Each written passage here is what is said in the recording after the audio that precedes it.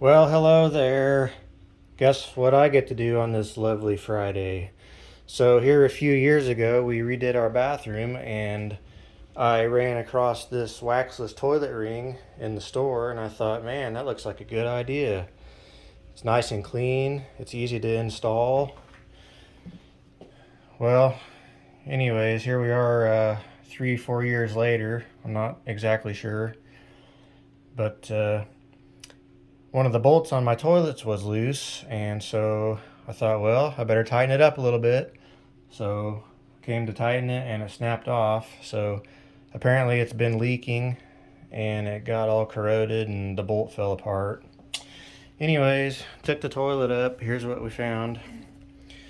This is the some kind of a outer sheath that was on this from the factory. And obviously it's not working out too good, so here we are, Friday afternoon. Just got back from the hardware store, going back to the old wax, good old tried and true. So there you go, the Sani Seal waxless toilet ring.